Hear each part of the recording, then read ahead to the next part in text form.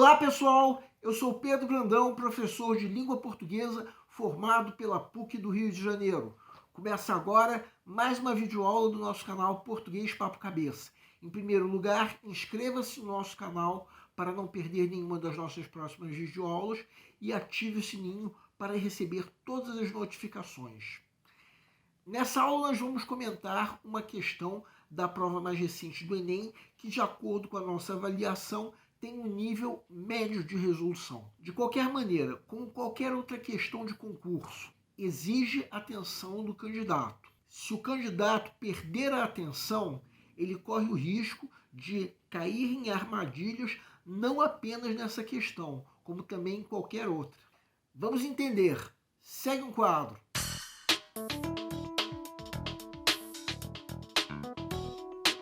Enem 2021. A história do futebol brasileiro contém, ao longo de um século, registros de episódios racistas. Eis o paradoxo. Se, por um lado, a atividade futebolística era depreciada aos olhos da boa sociedade, como uma profissão destinada aos pobres, negros e marginais, por outro, achava-se investida ao poder de representar a própria nação em uma escala mundial. A Copa do Mundo no Brasil em 1950 viria a se constituir, nesse sentido, em uma rara oportunidade. Contudo, na decisão contra o Uruguai, sobreveio o inesperado revés. As crônicas esportivas elegiam o goleiro Barbosa e o defensor Bigode como bodes expiatórios, descarregando nas costas dos jogadores os prejuízos da derrota, uma chibata moral, eis a sentença proferida no Tribunal dos Brancos.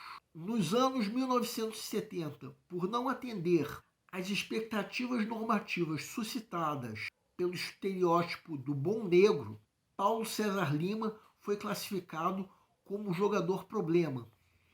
Ele esboçava a revolta da chibata no futebol brasileiro.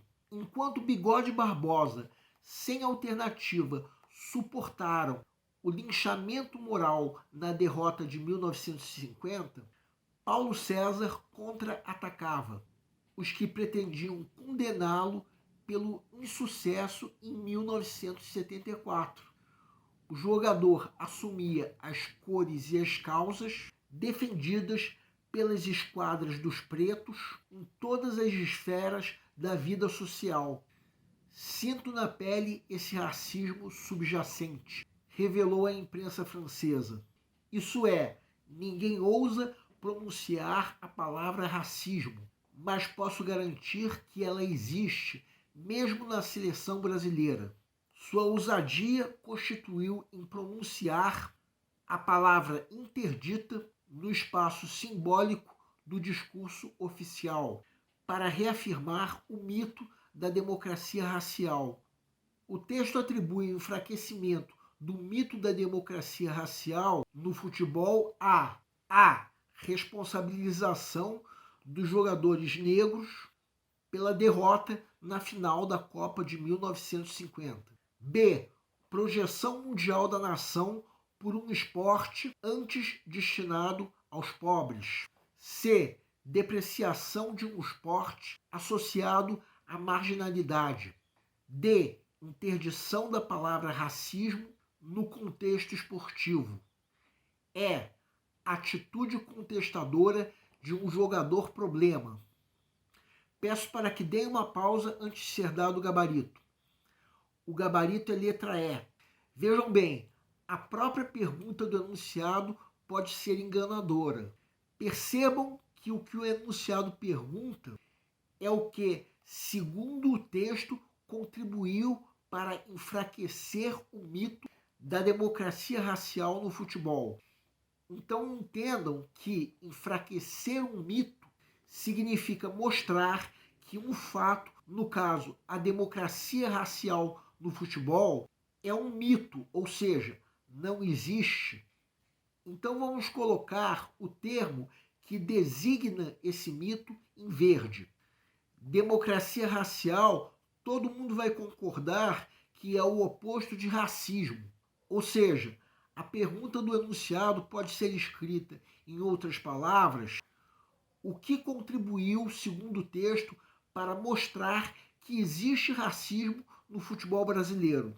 Sim, podemos reescrever a pergunta assim, mas vamos supor que você esteja na fase de pré-leitura da prova, a fase em que, de acordo com o nosso método, o candidato acabou de receber a prova e está fazendo a leitura da prova como um todo, a fim de avaliar o grau de dificuldade de cada questão.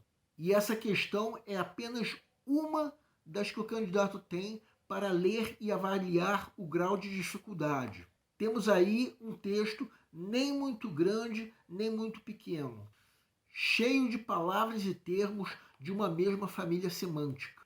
O mesmo se podendo dizer das 5 alternativas. Então, eliminar qualquer uma dessas 5 alternativas na primeira leitura é muito arriscado. Então, o ideal é atribuirmos nessa fase um nível difícil de resolução, escrevendo DIF ao lado da questão, como uma abreviatura de difícil. Quem ainda não assistiu à videoaula em que nós propomos o método, pode não entender porque estamos colocando DIF ao invés de simplesmente a letra D. E o motivo é o seguinte: se escrevermos a letra D, vai dar a impressão que nós já sacamos o gabarito como sendo a alternativa D, quando na verdade não foi isso que aconteceu. Agora vamos supor que chegou o momento de resolver a questão. Aí, depois de nós relermos a questão como um todo, nós vamos reler a pergunta do enunciado e chegarmos à forma como nós estamos vendo agora. Então, depois de pensarmos em outra maneira de escrever a pergunta do enunciado, vamos reler o texto. Quem quiser pode dar uma pausa. O que nós temos aí até agora? Uma narrativa sobre os primeiros indícios do racismo no futebol brasileiro, como vocês podem ver no trecho destacado em vermelho. Quando o futebol era depreciado devido a uma, digamos assim, presença de jogadores negros. Reparem que isso que nós estamos destacando é um primeiro indício do racismo no futebol brasileiro. Ou melhor, um racismo da sociedade contra o futebol. Agora, mais uma vez, quem quiser pode dar mais uma pausa. Esse trecho que nós estamos destacando agora é mais um episódio racista. Entretanto, o leitor que não conhecer muito a fundo a história do futebol brasileiro talvez não saiba que Barbosa e Bigode eram jogadores negros. Mas mesmo sem saber disso, o candidato pode acertar a questão. Daqui a pouco nós veremos por quê. Agora, quem quiser pode dar uma pausa para ler.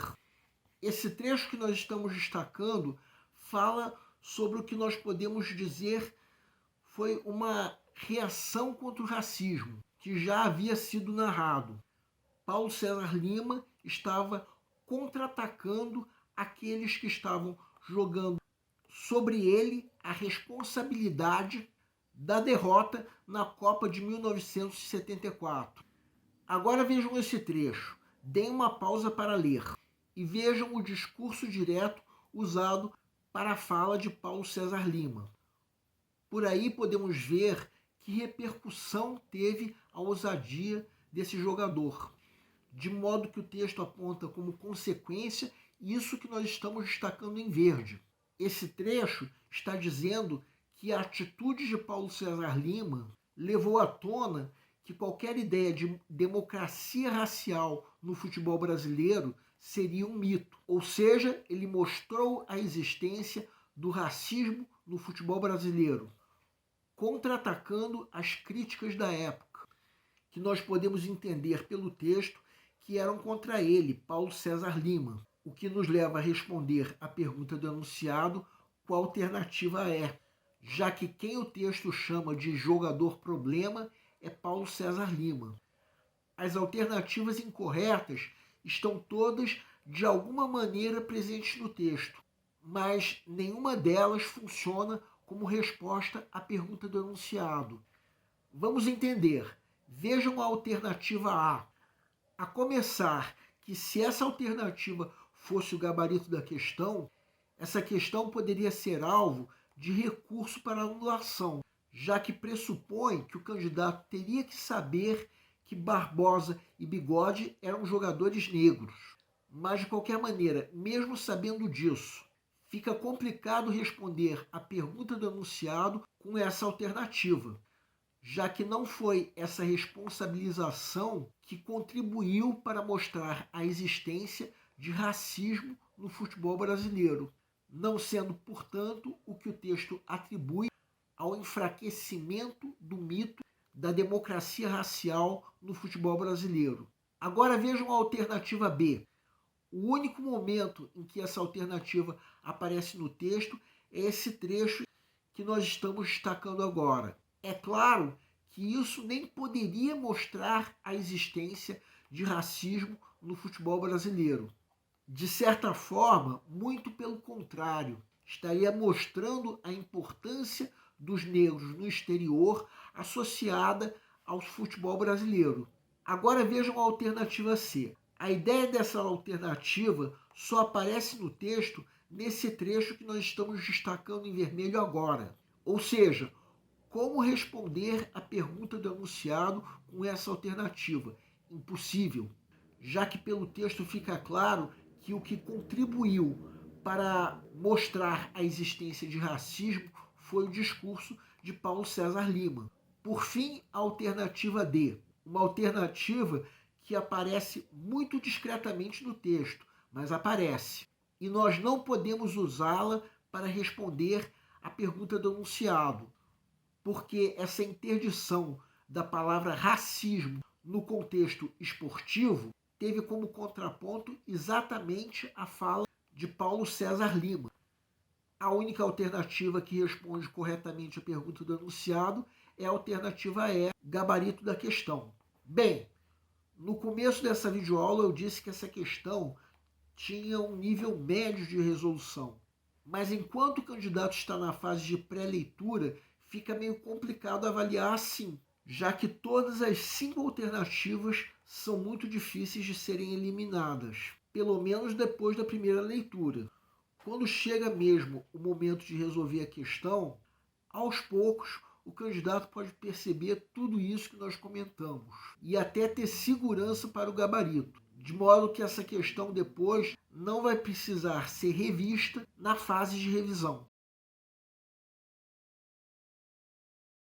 O nosso canal Português Papo Cabeça antigamente se chamava Aprenda a Língua Portuguesa. Cada vez mais nós estaremos focados em vocês, que estão movendo a roda da história para que seja criado um futuro melhor para todos. Então o nosso foco principal continua sendo os vestibulandos, que terão no nosso canal uma fonte importante de estudo de língua portuguesa, onde nós ensinaremos os recursos da nossa língua para que possam, em primeiro lugar, escrever de forma adequada, entre outros textos, a redação do vestibular. Em segundo lugar, para que possam interpretar textos de forma adequada, não apenas numa prova de vestibular ou concurso, mas também na leitura de textos que ajudarão vocês a se manterem atualizados. Cada vez mais nós teremos no nosso canal um Papo Cabeça. Ensinaremos nossa língua sim, mas de forma a estimular a inteligência que nasceu dentro de vocês e que precisa ser estimulada. E a missão do nosso canal é melhorar cada vez mais. Então vocês podem usar tanto o nosso e-mail quanto a nossa fanpage do Facebook para fazerem qualquer comentário, elogio, crítica ou até reclamação sobre as nossas videoaulas. E vocês também podem usar tanto o nosso e-mail quanto a nossa fanpage para pedirem para esclarecer qualquer dúvida que vocês tenham sobre a matéria. E nós agradecemos a todos vocês que estão assistindo nossas videoaulas. Em especial, nós agradecemos a todos vocês que estão compartilhando nossas videoaulas com outras pessoas. Muito obrigado porque vocês estão ajudando nosso canal a ser feito. Pedimos ainda que deixem um like. Muito obrigado e aguardem nossa próxima aula.